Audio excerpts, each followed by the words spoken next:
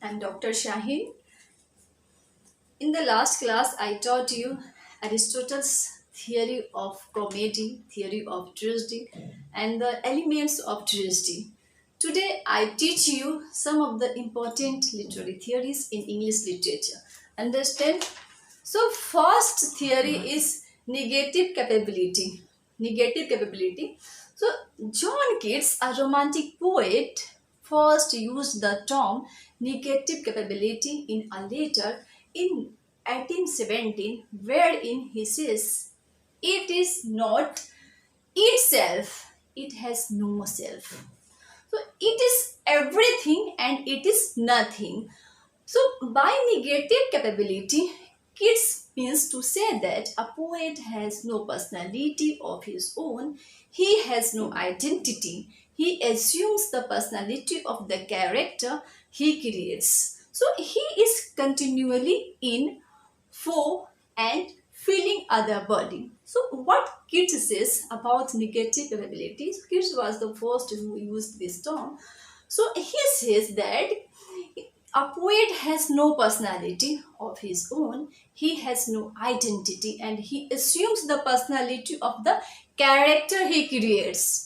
Okay, so according to Keats, a poet is like a chameleon and assumes like the chameleon various colors. As a chameleon changes its colors, so in the same way, a poet can change its characters, right?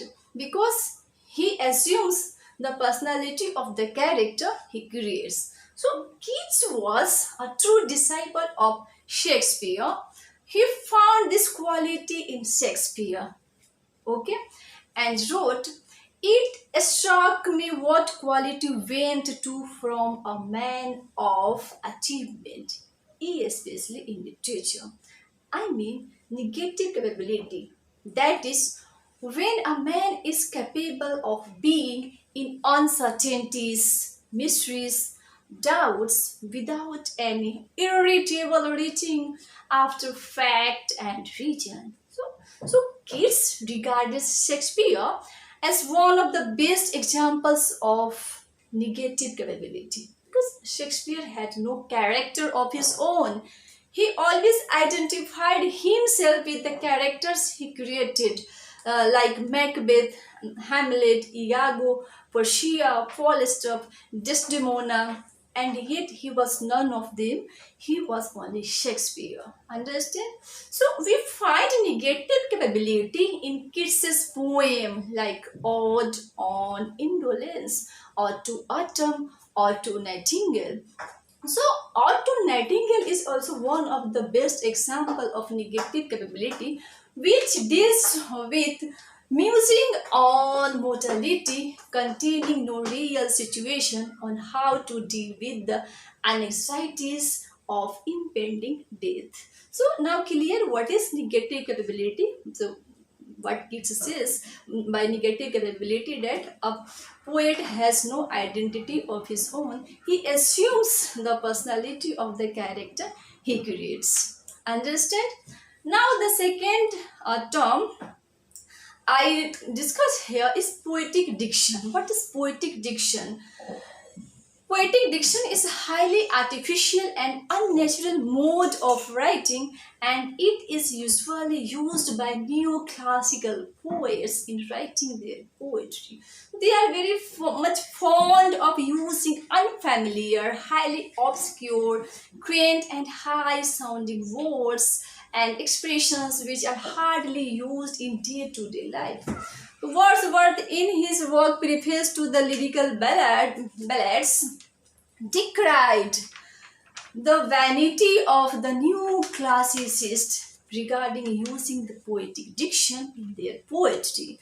So Wordsworth decries them because, according to them, they are conferring honor upon themselves, and their art is proportions as they separate themselves from the sympathies of men and indulge in arbitrary and capricious habits of expression. So, in detail, Wordsworth had to say that the poets do not write for poets alone, but for men. Wordsworth says that the poets do not write for the poets alone, but for men. So the poet thinks and feels in the spirit of human passion. Then how can his language differ from that of all other men who feel vividly and see clearly? So Wordsworth means to say that a poet must express himself as other men express themselves. So the poet should use the language of common men, but the expressions used in poetic diction are highly artificial and unnatural, which don't match the language of common men. So, what Wordsworth says that the poet thinks and feels in the spirit of human passion. So, how can his language differ from the language of common people? And that's why he condemns the use of poetic diction in poetry. So, now clear, poetic diction is clear. The third literary term I deal here is T.S. Eliot's theory of objective correlative. This is very important in English literature when you understand when you want to read literary theory. So T.S. Eliot used the term objective correlative in his essay Hamlet and his problem. Eliot calls Hamlet an artistic failure because it lacks objective correlative. Eliot says that every powerful character in a play contains a flood of powerful feelings and emotions within his heart, which force them to express themselves. Eliot says that every powerful character in a play contains a flood of powerful feelings and emotions within his heart which force them to express themselves. So if the character laments loudly all alone on the stage, the scene would appear to be highly crude and inartistic.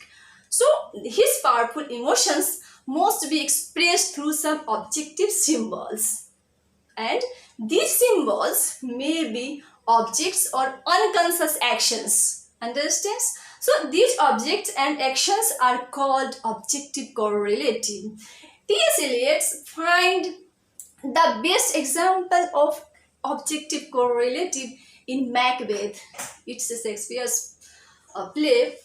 So in the episode sleepwalking scene in Macbeth, where Lady Macbeth walks holding a candle in her hand and rubbing her hands as if washing them and murmuring. And she says, all the perfumes of Arabia will not be able to sweeten this little hand. Okay? So all the perfumes of Arabia will not be able to sweeten this little hand. She does it, she murmurs, and she does it again and again, what she had done before in the scene of King Duncan's murder. So, such actions are objective correlative, where Lady Macbeth expresses her deep, suppressed feelings of spiritual agony and repentance. Okay, so I hope you have understood clearly these literary terms, and thanks for today. We meet in the next class.